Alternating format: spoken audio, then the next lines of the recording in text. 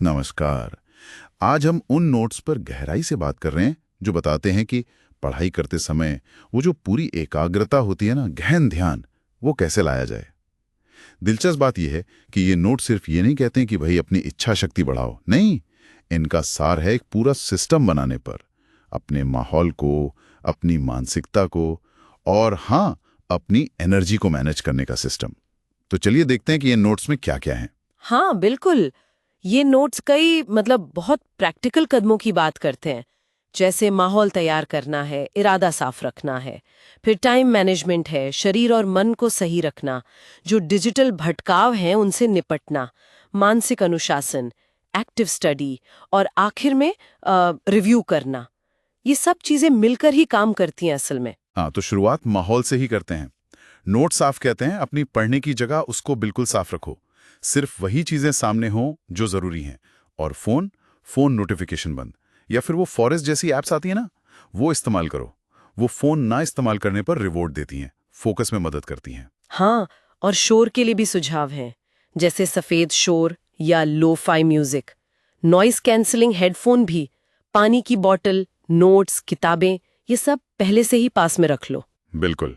और पता है, ये माहौल तैयार करना सिर्फ बाहरी शोर कम करना नहीं है, ये एक तरह से दिमाग को सिग्नल देना है कि चलो भाई अब फोकस का टाइम है, एक मेंटल ट्रिगर जैसा। हाँ, सही कहा।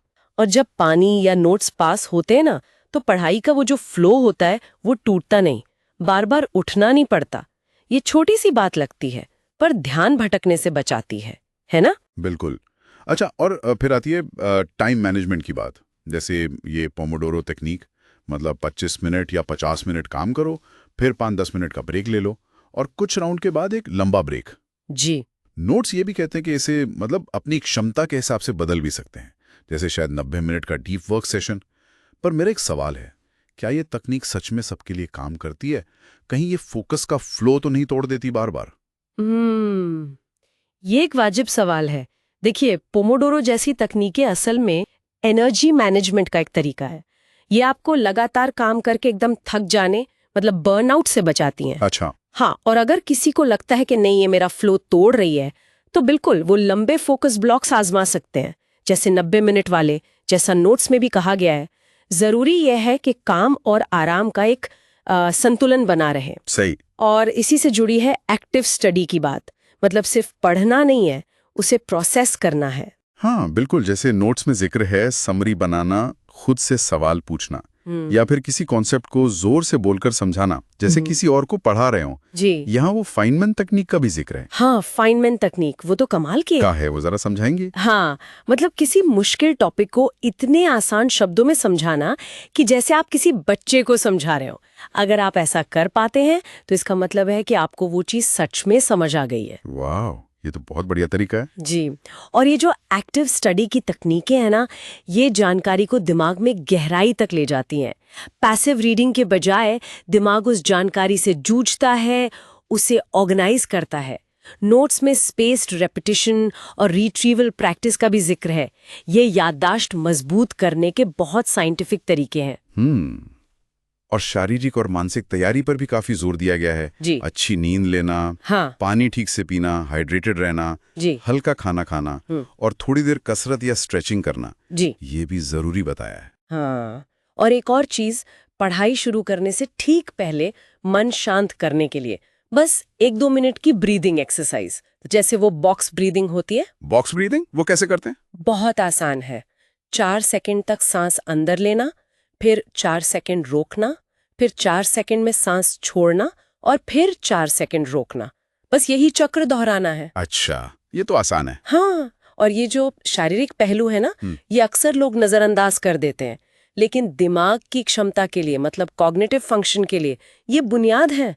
अगर आप थके हुए हैं या भूखे हैं तो दिमाग पूरी ताकत से फोकस कर ही नहीं सकता। सही बात है। और बॉक्स ब्रीदिंग जैसी तकनीकें वो तुरंत स्ट्रेस कम करके ध्यान वापस लाने में गजब का काम करती हैं। अच्छा, डिजिटल भटकाव, ये तो आज की सबसे बड़ी चुनौती है शायद। इसके लिए नोट्स में वेबसाइट ब्लॉकर्स यूज करने को कहा है, और फोन को तो सचमुच दूर रखने का सुझाव है, आंखों से दूर, दिमाग से दूर। हाँ बिल्कुल। और फिर आती है मानसिक अनुशासन की बात।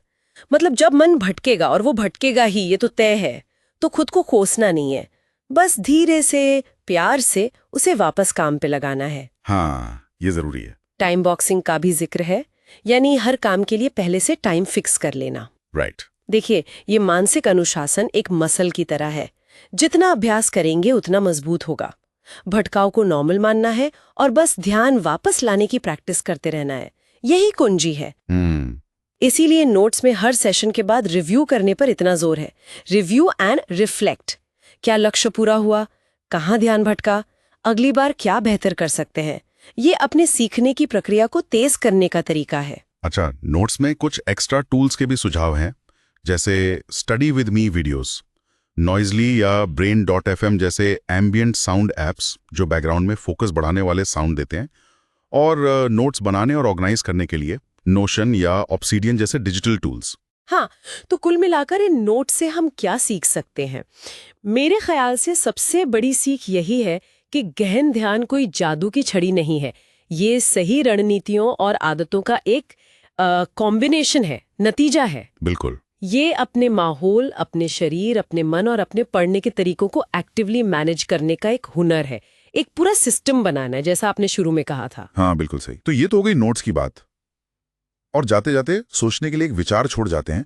ये नोट्स पढ़ाई के दौरान फोकस कैसे बनाए रखें, इस पर तो बहुत अच्छे सुझाव देते हैं, लेकिन क्या पढ़ाई शुरू करने से पहले ही मन को तैयार करने के लिए कोई रूटीन हो सकता है? क्या कोई प्री स्टडी रूटीन इन तकनीकों के असर को, इनके प्रभाव को और भी ज्यादा बढ़ा सकता है? ये सोचने वाली बात है।